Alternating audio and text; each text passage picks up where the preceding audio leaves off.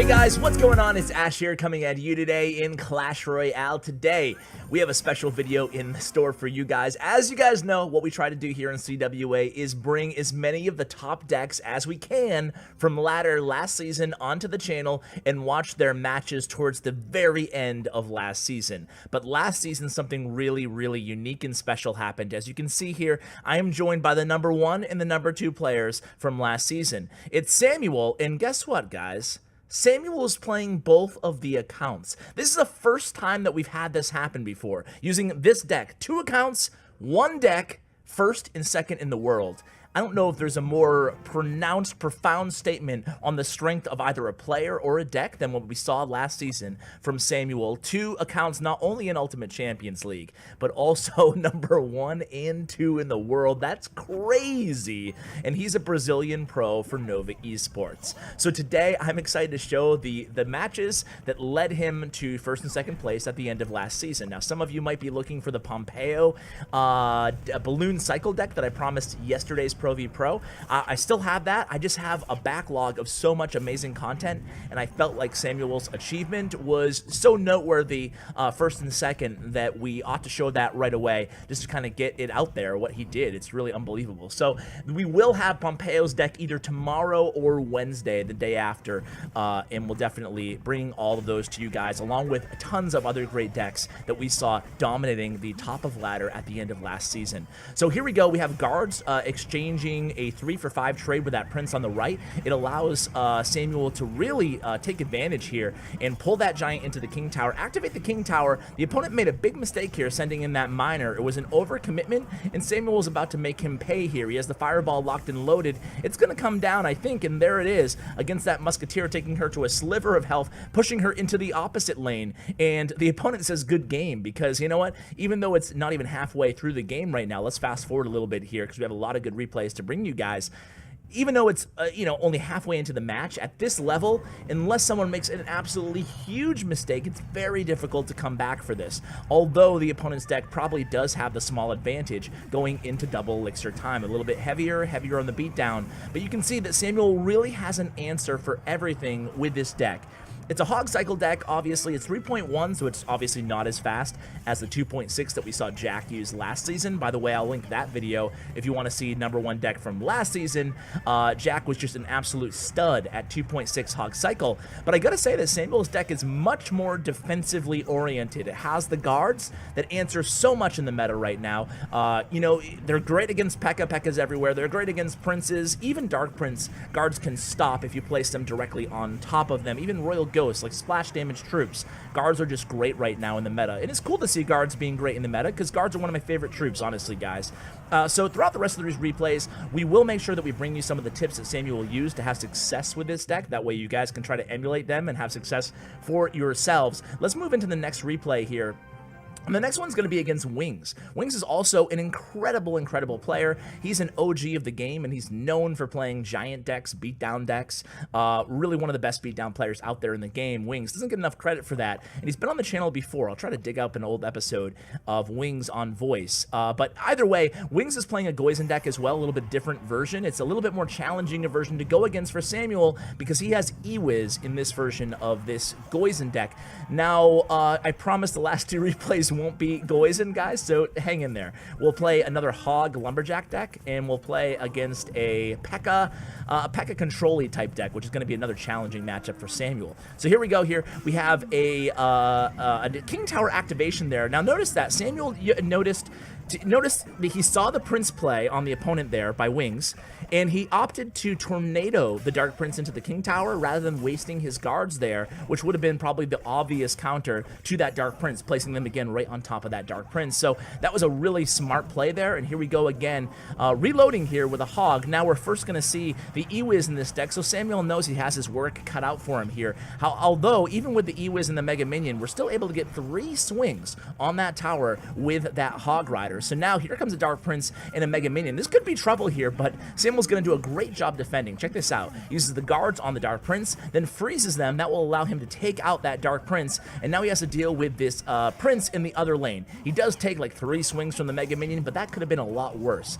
He recognizes that Wings is really low on elixir here, charges in with that Hog. Good zap there by Wings, but now we have the elixir advantage if we can just deal with this Mega Minion here. So one thing I noticed that Samuel does with this deck a lot is, and this is something just playing the deck a little bit myself, I noticed with this deck is sometimes it's not super obvious what the next play should be. So you're stuck in kind of awkward hands at times, like a fireball. Look at the hand he has right now. So like, what are you supposed to exactly play here? You know, obviously you can cycle Ice Spirit in the back, but if you have Log in your hand, you'll notice that throughout all these matches, of course, the exception to the rule being against bait, you don't want to cycle your Log, but oftentimes Samuel will just cycle his Log right into the tower that he's going for to get a little bit extra chip damage to keep his rotation and cycle moving. So good defense against the double Prince in the left with guards and a Knight, and then he's able to really just Executioner Tornado this entire push here in the right side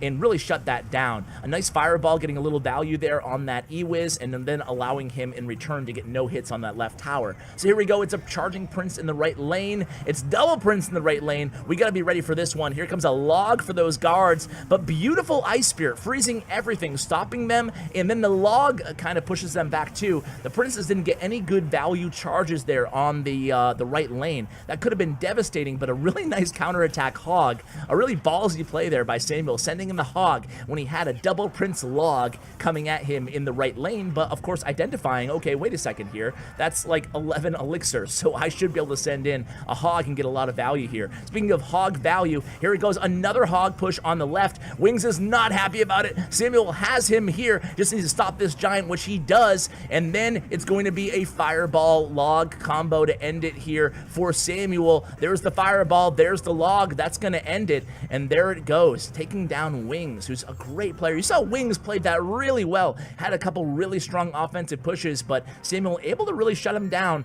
and part of it was knowing when to apply that Hog pressure in the opposite lane. Even in any situation where he thought Wings overextended himself, even just a little bit, he sent in that Hog. He was ready. All right, let's watch the Hog Lumberjack versus Hog Executioner Tornado. So, of course, we have Samuel on the top. We have Kyrios on the bottom. He's playing the Hog Lumberjack version, which is kind of similar, kind of not. We have minions, we have Ice Golem in this deck, and of course we have Lumberjack.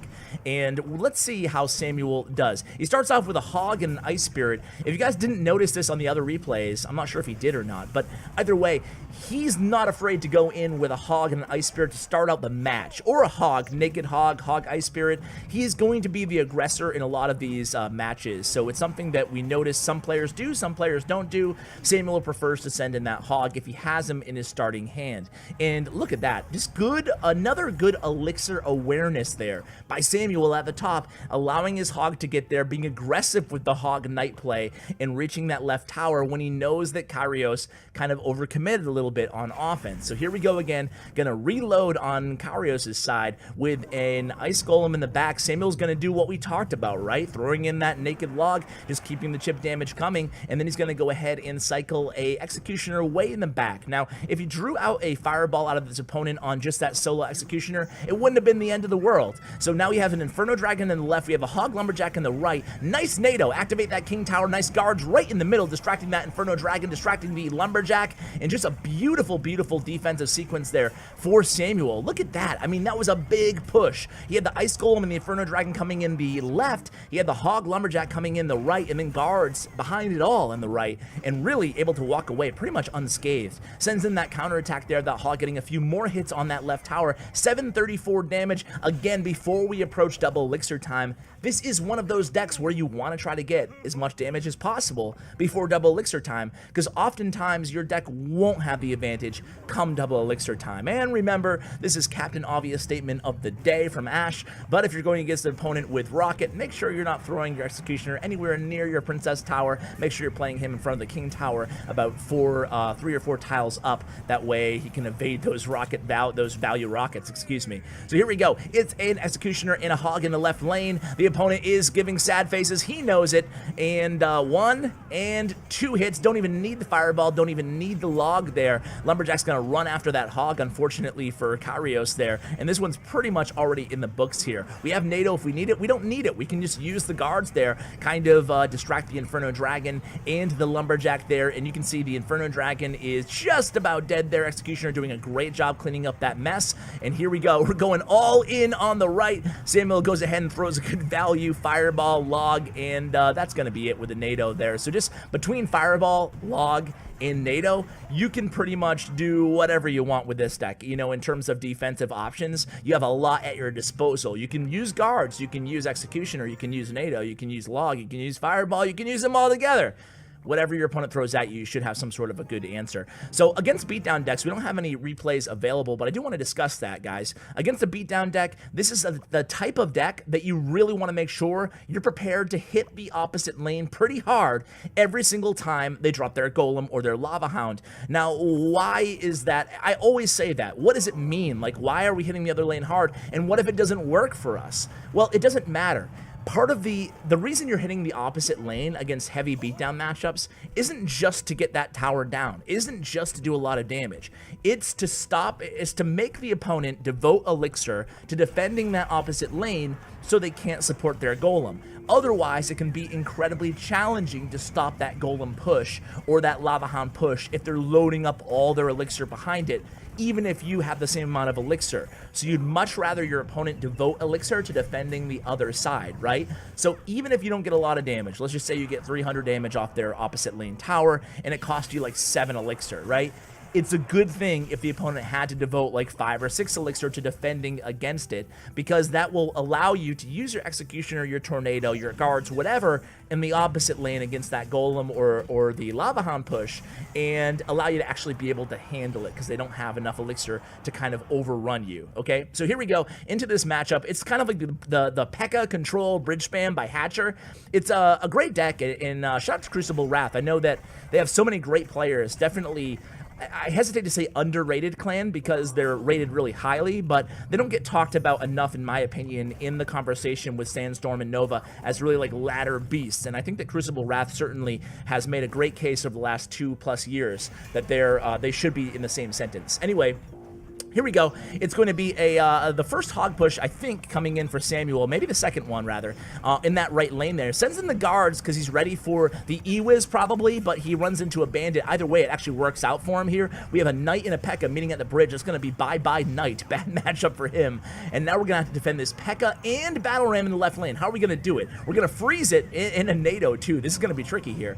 So that we stop... Whoa, wow, so much going on. So we stop the Battle Ram really well. And look, we're able to still hold on to our NATO as well, and Guard's doing work against that P.E.K.K.A. Guard's going to take down that P.E.K.K.A. Meanwhile, we're going to send in an aggressive hog in the right lane, forcing both a P.E.K.K.A. or an E-Wiz out of the opponent. They made maybe the mistake of dropping the P.E.K.K.A. behind the King Tower there. Here comes another big push in the right lane. We have Executioner shutting down that Battle Ram and that E-Wiz. Executioner just proving his value right there. Again, a Tornado offensively for Hatcher there, and it looks like it's going to work out for him, but look at this hog play. It's a Hog Ice Spirit, freezes everything, allows the guards to do some work. Hog gets all the way to that tower, gets 1, 2, maybe 3 swings, almost takes down that tower. What beautiful defense there for Samuel. Unbelievable, huh, guys? I mean, that looks so close, and Hatcher's not happy. Samuel throws a little BM at him.